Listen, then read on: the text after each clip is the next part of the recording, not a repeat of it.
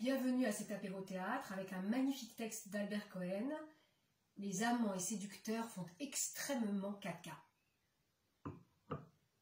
Mensonge, mensonge, l'amour n'est fait que de mensonges. Si votre fille c'est l'amour de quelque grand garnement avec des cheveux tout luisants, dégoûtez-la en lui expliquant que tout charmant traîne après lui dans son ventre plus de 10 km d'intestin pareil à un long serpent affreux. Et si cette petite imbécile insiste et se met à pleurer, à crier avec la voix de la chaîne du bateau quand on lève l'ancre, à crier les bêtises habituelles, que c'est lui que j'aime, maman, et je me tue si tu ne veux pas me donner, car il est ma passion sublime, il est beau et bien fait, il est à croquer, j'en raffole. Ce qui est absurde, hein. Dans un an, elle en aura assez, vous verrez. Eh bien, faites-le photographier au rayon X et présentez à votre inconsidéré le squelette grandeur nature de son merveilleux, avec ordre de l'accrocher devant son lit, afin qu'elle le voie grimacer tout en ossements, jour et nuit. Ah oui, dire la vérité, c'est cynique et grossier, n'est-ce pas? Un amant, c'est plus poétique, n'est-ce pas? Mais apprenez que les séducteurs européens, avant de commencer, s'assurent au préalable que sont réunies les conditions indispensables au succès des manœuvres subséquentes. Et la première condition, c'est que la femme doit être en possession d'époux, car vivant constamment avec son mari, celle-ci s'est aperçue qu'il va plusieurs fois par jour, en particulier le matin, dans les lieux d'aisance. Et elle l'en méprise fort, étant grande poétesse. En outre, il a un peu de ventre, ce que ses païennes ont en grande détestation, préférant les ventres plats. Enfin, il est fidèle et tendre, la nourrit fort bien, et surtout a des manières attentionnées et non cruelles, ce qui agace les cervelés. Car tout du mari l'agace. La radio du mari et son inoffensive habitude d'écouter des informations 3 fois par jour, pauvre chou, ses pantoufles, ses rhumatismes, ses sifflotements à la salle de bain, ses bruits lorsqu'il se brosse les dents, son innocente manie des petits mots tendres dans le genre chouquette, poulette, ou tout simplement chérie à toute bout de champ, ce qui est dépourvu de piment, et la met hors d'elle. Il faut à madame du sublime à jet continu. La deuxième condition préalable, c'est que la dame soit toute rose en son visage, abondante en vitamines et en certaines petites substances que nous autres savants appelons hormones. Bref, en santé suprême, condition préalable également indispensable. Sachez en effet qu'une Européenne en rage de dents ou enrhumée du cerveau reste fidèle à son mari durant toute la durée de l'abcès dentaire ou des éternuements. La troisième condition, c'est que le séducteur soit beau et bien fait. Bah oui, que signifie, mesdames et messieurs, l'expression beau et bien fait? Elle signifie que sa viande doit mesurer au moins 180 cm et peser dans les 70 kg. Elle signifie en outre que le séducteur doit avoir un nombre suffisant de petits os dans la bouche, 32 si possible, et en tout cas ceux de devant qui sont visibles doivent être au complet. Et oui, ainsi sont les dames, elles tiennent particulièrement à ces petits bouts de squelette. Bref, il faut que leur adoré soit plein de dents, et si une maladie le lui a fait perdre l'une après l'autre, elle lui donne des coups de pied au derrière, et elle s'envoie à la recherche d'un muni de petits os de bouche auxquels elle déclare sur le champ adoration éternelle d'âme, car elle n'aime parler de leur âme qu'aux porteurs d'osselets en bon état.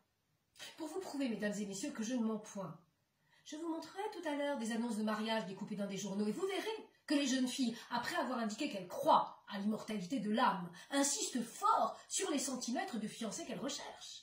Alors attention, disent-elles, il nous faut une convenable longueur de viande, 1,70 m minimum, grand, élancé, brun, énergique.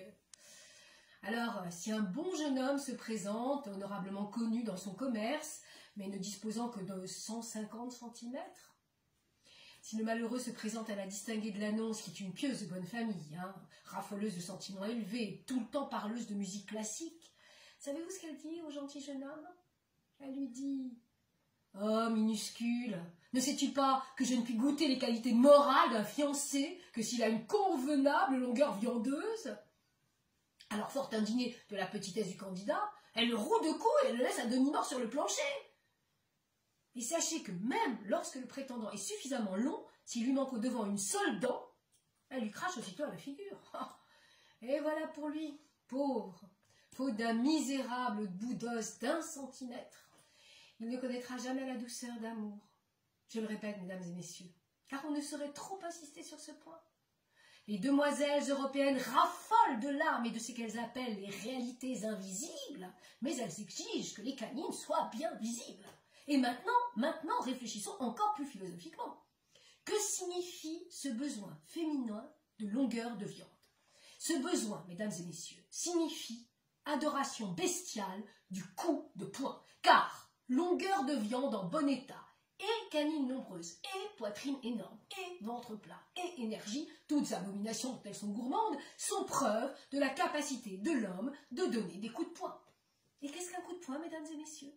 Un coup de poing est un commencement de meurtre. Donc, ce que ces mignonnes, avec gestes doux et instruits, exigent avant tout de leur homme pour qu'elle l'adore, c'est qu'il puisse être capable de faire du mal. Oui, mesdames et messieurs, oui, ce que ces demoiselles bien élevées veulent, c'est un assommeur, tout comme leur arrière-grand-mère Saint-Gès des anciens temps. Seulement, les rusées ne l'avouent pas. Ah non, dans leurs annonces matrimoniales, elles disent des mots menteurs, des mots de déguisement, elles disent grand, 1,75 m minimum, énergique, ayant du caractère sportif. Oui, sportif, aimant la nature et les sauts dans la nature, tout mot signifiant capable de donner ce coup de poing qui est, comme je l'ai dit, début de meurtre. Bref, messieurs, pour aimer d'amour, il leur faut un gorille. Oui, je maintiens, gorille. Et c'est pourquoi elles adorent la haute situation, car la haute situation, c'est la force qu'elles adorent. Et la force, c'est le pouvoir de nuire, dont la dernière racine est le pouvoir de tuer. Enfin, la dernière condition préalable, c'est que les dames adorent être comprises. C'est leur manie, Et elles disent que leur mari ne les comprend jamais. Être comprise voulant dire parler à un gentilhomme qui n'est pas un mari et être flatté par lui, le gentilhomme ne sachant pas encore qu'elles ont des flatulences. Ah oui, à ce propos, messieurs et mesdames, notez qu'elle hait de grande haine son mari. Non seulement parce que le pauvre va au cabinet plusieurs fois par jour, mais aussi et surtout parce qu'il la voit y aller aussi, elle, plusieurs fois par jour, et parfois y rester longtemps pour cause de constipation. Et pourquoi la va-t-il y aller? Parce qu'étant mariés, ils sont chaque jour ensemble, pendant des heures, et qu'elle ne peut pas se retenir tout le temps. Donc elle le hait, de savoir qu'elle n'est pas poétique. Tandis qu'avec l'amant, qui ne reste que 2 ou 3 heures, elle peut se retenir et faire avec lui la reine de poésie. D'où sa haine du mariage. En quoi elle se trompe, messieurs? Les amants et séducteurs faisant caca tous les jours. Mais ces idiots, ne les voyant pas y aller, les imaginent privés de boyaux. D'où grand respect et adoration. Je me propose d'ailleurs de conseiller au chef du chemin de fer souterrain de Paris, dit métropolitain, de faire peindre sur les murs de ce métropolitain de 10 mètres en 10 mètres, et comme réclame morale, cette simple maxime, les amants et séducteurs font extrêmement caca. En attendant cette maxime du caca des amants et des séducteurs, faites-la réciter tous les soirs et avant de leur coucher à vos filles, afin qu'elles aient des rêves salubres. Car le vrai amour, ce n'est pas de vivre avec une femme parce qu'on l'aime, mais de l'aimer parce qu'on vit avec elle. Le saint amour, c'est de rentrer à la maison et tu la vois, alors tu es content. Et vous vieillissez ensemble tous les deux gentiment, et vous allez à la mort ensemble.